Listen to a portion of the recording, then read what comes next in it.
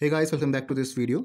इस वीडियो पे हम BSc third year inorganic chemistry coordination complexes का पार्ट 2 स्टार्ट करने जा रहे हैं, जिसमें हम यहाँ पर वैलेंस बॉन्ड थ्योरी के पोस्टुलेट्स देखेंगे। तो ये आपका कोऑर्डिनेशन कॉम्प्लेक्सेस पार्ट 2 है, जो आपके बीएससी थर्ड ईयर या बीएससी फिफ्थ सेमेस्टर पे आपको मिलेगा। इसमें आपके टॉपिक्स जैसे आते हैं ड्रॉबैक्स ऑफ वीबीटी, फिर आपके सीएफटी क्रिस्टल फील्ड थ्योरी आता है, फिर आपका difference between VBT and CFT है, फिर आपका सीएफएसई है क्रिस्टल फील्ड स्प्लिटिंग एनर्जी। तो ये सब आपका कोऑर्डिनेशन कॉम्प्लेक्सेस पार्ट 2 में जो आपका बीएससी थर्ड ईयर या बीएससी फिफ्थ सेमेस्टर के अंदर है। बीएससी सेकेंड ईयर पे आपका कोऑर्डिनेशन कॉम्प्लेक्सेस पार्ट 1 था, जिसमें आपने ये वर्नर्स थ्योरी या आपके जो मेटल लिगेंड होते हैं या आपके जो दूसरे कैसे आप आईयूपीएसी नेम देते हो कॉम्प्लेक्सेस के, वो आपने कोऑर्डिनेशन कॉम्प्लेक्स पार्ट 1 में पढ़ा था। ठीक है, यहाँ पर आपका वीबीटी और सीएफटी है। बेसिकली वीबीटी भी नहीं है, पोस्टुलेट्स आपके वीबीटी के भी आपके कोऑर्डिनेशन कॉम्प्लेक्सेस पार्ट 1 पे ही थे, जो आपने बीएससी सेकेंड ईयर पे ऑलरेडी करा हुआ है।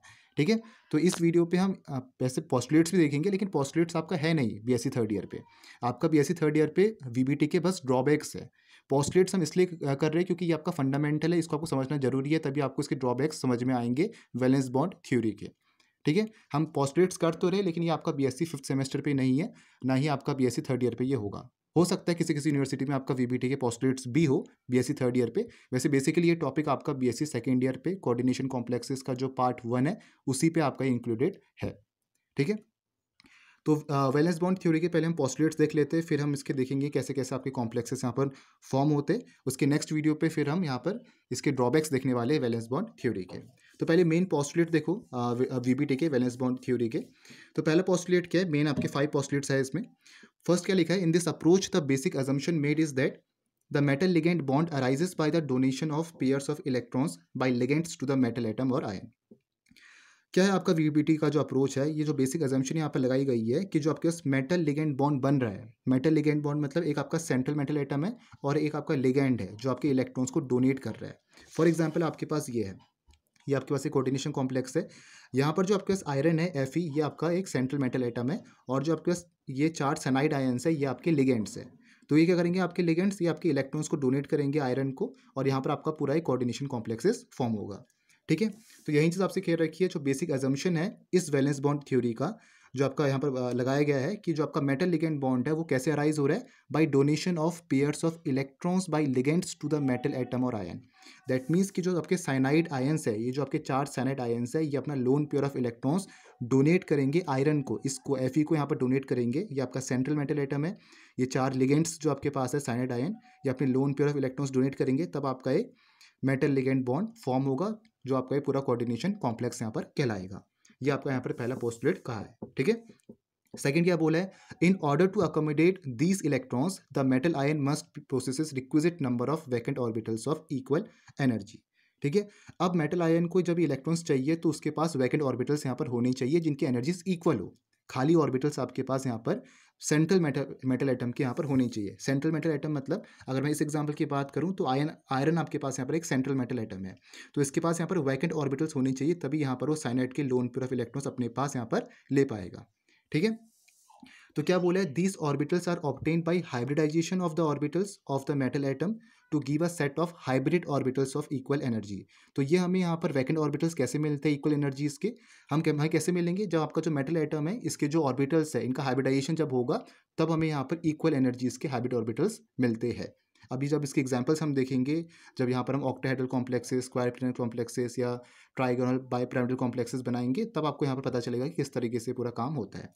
ठीक है, क्योंकि वो आपका ज़्यादा इंपॉर्टेंट है। पोस्टुलेट्स फिर भी कभी कभी आपसे पूछे जाते हैं, लेकिन ज़्यादा इंपॉर्टेंट इसके जो एप्लीकेशंस है वो आपको यहाँ पर ध्यान देना है। क्लियर हो गया सेकंड पोस्टुलेट। तीसरा देखो क्या है, sometimes the unpaired n-1 d electron pair up as fully as possible prior to hybridisation, thus making some n-1 d orbitals vacant. कभी कभी ऐसा होगा आपका, जब आपके कोऑर्डिनेशन कॉम्प्लेक्सेस यहाँ पर फॉर्म होंगे, कि जो आपके पास n-1 d इलेक्ट्रॉन पेयर है, ये जो आपके पास n-1 d इलेक्ट्रॉन है, ये क्या करेगा, ये आपका फुली पेयर अप हो जाएगा, जैसे इसमें आपका हो रखा। इसमें क्या कर रखा 3D में देखो, इसमें आपके पास यहाँ पर क्या अनपेयर्ड इलेक्ट्रॉन्स है, तो यहाँ पर इनकी पेयरिंग होगी, एक आपका यहाँ पर चले गया, एक आपका यहाँ पर चले गया। तो किसी किसी कॉम्प्लेक्सेस पे आपको ये देखने को मिलेगा। क्यों मिलेगा आपको देखने के लिए, क्योंकि आपके ये ऑर्बिटल्स यहाँ पर उसको वैकेंट चाहिए। जैसे फॉर एग्जांपल यहाँ पर आपका D2sp3 हाइब्रिडाइज्ड ऑर्बिटल्स मिल रखे, तो D2 लाने के लिए ये आपके जो दोनों इलेक्ट्रॉन्स है ये आपके पेयर अप हो गए इन दोनों वैकेंट, ये जो आपके अनपेयर्ड इलेक्ट्रॉन्स से।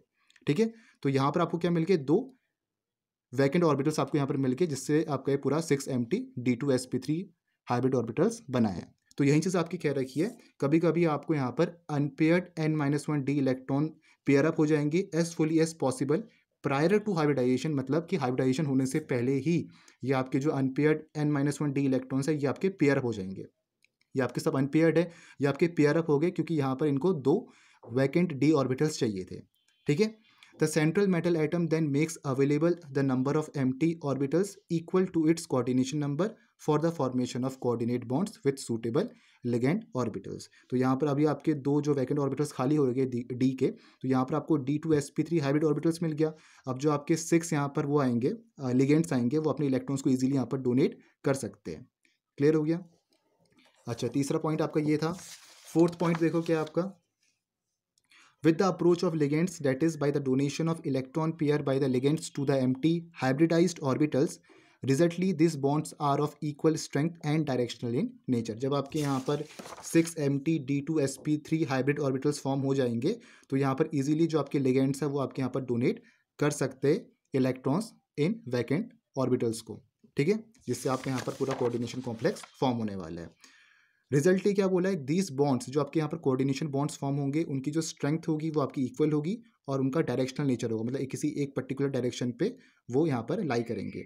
फिफ्थ क्या आपके पास, ये ज़्यादा इंपॉर्टेंट है। देखो फिफ्थ पॉइंट आपका जो फिफ्थ पोस्टुलेट है ये इंपॉर्टेंट है क्योंकि पूरा जो एप्लीकेशन यहाँ पर हम देखने वाले हैं आगे वो आप इसी के बेसिस में आपका यहाँ पर होगा।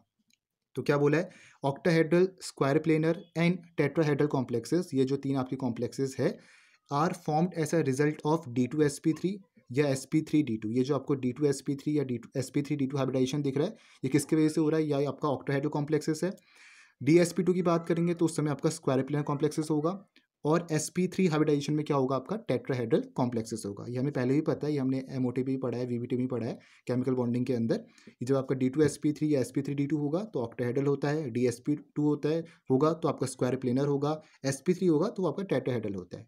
लेकिन वहाँ पर तो आपके वैसे नो मॉलिक्यूल्स थे, यहाँ पर क्या आपके पास कॉम्प्लेक्सेस है, यहाँ पर कोऑर्डिनेशन कॉम्प्लेक्सेस आपके फॉर्म हो रखे। ठीक है, तो क्या बोल रहा है, octahedral, square planar and tetrahedral complexes are formed as a result of D2sp3 या sp3d2 या DsP2 and sp3 hybridisation respectively of the central metal atom और द आयन। ये हाइब्रिडाइजेशन किसकी है, ये आपके सेंट्रल मेटल एटम या आयन की है। A few trigonal bipyramidal complexes are also known which are formed when the central metal atom या ion undergoes sp3 hybridization। तो जब आपके पास सेंट्रल मेटल एटम या आयन की आपकी sp3 हाइब्रिडाइजेशन होगी तब आपको ट्राइगोनल बाइपिरामिडल कॉम्प्लेक्सेस भी देखने को यहाँ पर मिलेंगे। ठीक है, एक एग्जांपल हम इस वीडियो पे ले रहे हैं, नेक्स्ट वीडियो पे हम स्क्वायर प्लेनर भी देखेंगे, टेट्राहेड्रल भी देखेंगे और ट्राइगोनल बाइपिरामिडल भी यहाँ पर देखेंगे। अभी इस वीडियो के लिए बस हम ऑक्टाहेड्रल कॉम्प्लेक्सेस का एग्जाम्पल यहाँ पर देख रहे हैं। तो सबसे पहला आपका एग्जांपल यहाँ पर है वो है ऑक्टाहेड्रल कॉम्प्लेक्सेस। तो ऑक्टाहेड्रल कॉम्प्लेक्सेस में जो आपका कोऑर्डिनेशन नंबर होता है वो आपका 6 होता है। अब कोऑर्डिनेशन नंबर आपने पहले अगर नहीं पढ़े, अभी हम रिवाइज कर लेते क्या होता है अभी कोऑर्डिनेशन नंबर। जैसे फॉर एग्जांपल आपके पास यहाँ पर हेक्सामीन क्रोमियम है। ठीक है, तो इसमें आप देखो आपके पास 6 NH3 मॉलिक्यूल्स है, 6 अमीन मॉलिक्यूल्स है जिसने यहाँ पर इलेक्ट्रॉन्स डोनेट कर रखे क्रोमियम को। क्रोमियम आपके पास यहाँ पर क्या है, ये आपका सेंट्रल मेटल एटम है और 6 जो आपके NH3 मॉलिक्यूल्स है ये आपके लिगेंड्स की तरह काम कर रहे हैं जो आपके इलेक्ट्रॉन्स डोनेट करने वाले क्रोमियम को कोऑर्डिनेशन कॉम्प्लेक्स फॉर्म करने के लिए, कोऑर्डिनेट बॉन्ड बनाने के लिए। कोऑर्डिनेट बॉन्ड आपका कैसे बनता है, वन साइडेड शेयरिंग से बनता है। जब आपका वन साइडेड शेयरिंग होती है लोन पेयर ऑफ इलेक्ट्रॉन की तब आपके यहाँ पर एक कोऑर्डिनेट बॉन्ड फॉर्म होता है। तो यहाँ पर 6 NH3 मॉलिक्यूल्स आपका यहाँ पर वन साइडेड शेयरिंग करेंगे किसको, क्रोमियम को, सेंट्रल मेटल एटम को, जिससे आपका पूरा कोऑर्डिनेशन कॉम्प्लेक्सेस फॉर्म करेगा। तो जितने आपके यहाँ पर लिगेंड्स शेयर कर रहे हैं अपने electrons, lone pair of electrons share कर रहे हैं उतना ही आपके यहाँ पर कोऑर्डिनेशन नंबर होता है। तो यहाँ पर आपके 6 NH3 मॉलिक्यूल्स है जो क्रोमियम को यहाँ पर कोऑर्डिनेट ये इलेक्ट्रॉन्स यहाँ पर शेयर करेंगे जिससे कोऑर्डिनेट बॉन्ड आपका फॉर्म होगा। तो यहाँ पर आपका जो कोऑर्डिनेशन नंबर होगा इस कॉम्प्लेक्स का वो आपका 6 रहने वाला है। ठीक है, तो ऑक्टाहेड्रल कॉम्प्लेक्सेस के केस में आपका हमेशा कोऑर्डिनेशन नंबर क्या रहता है, 6 रहता है। क्लियर हो गया।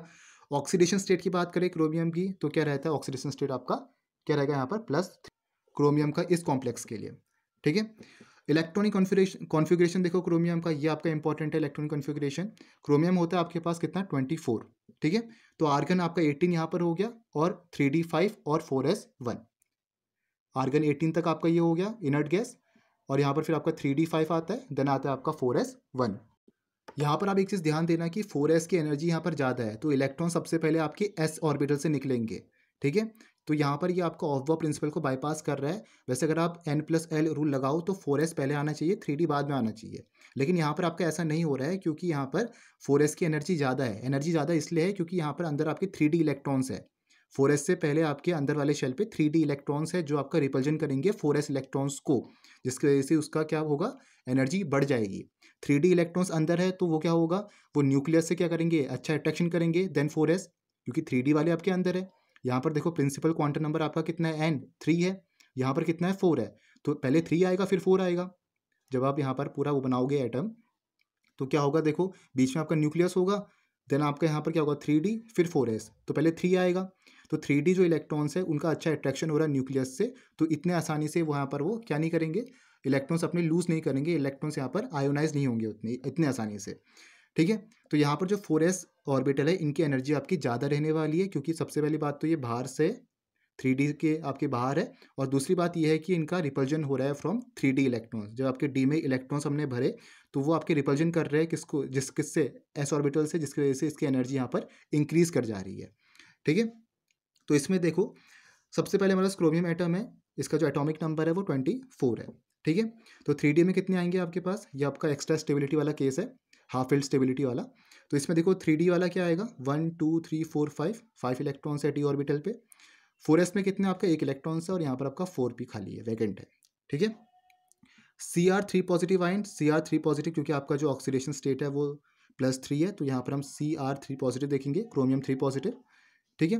तो इसमें देखो क्या आएगा आपके पास, 3 इलेक्ट्रॉन्स कहाँ से निकलेंगे, सबसे पहले इलेक्ट्रॉन आपका निकलेगा 4s से, फिर आपका निकलेगा 3d यहाँ से, और एक यहाँ से निकलेगा।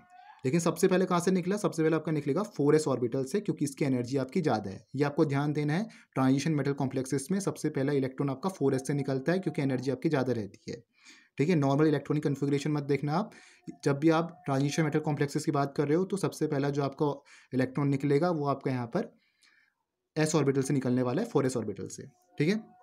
तो 3 इलेक्ट्रॉन आपके यहाँ से निकल गए।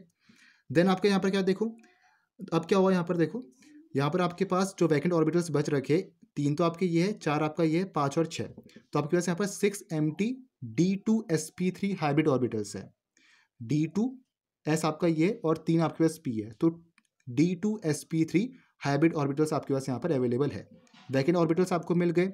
अब आपके पास जो लिगेंड्स है, दैट मीन्स जो आपके पास NH3 के आपके जो 6 मॉलिक्यूल्स है, जो आप यहाँ पर जो यहाँ पर इलेक्ट्रॉन्स डोनेट करेंगे क्रोमियम को, तो यहाँ पर आप इजीली डोनेट कर सकते। तो यहाँ पर जो मैंने क्रॉस से दिखा रखा है, ये आपको ये बता रहा है कि जो आपके NH3 मॉलिक्यूल्स ने इलेक्ट्रॉन्स को डोनेट कर रखा, अपने लोन पेयर ऑफ इलेक्ट्रॉन्स को डोनेट कर रखा। ये एक NH3 मॉलिक्यूल्स ने अपने लोन पेयर इलेक्ट्रॉन डोनेट करा, ये दूसरे NH3 ने करा, या फिर तीसरे वाले ने करा, ये फोर्थ ने करा, ये फिफ्थ ने करा, सिक्स ने करा।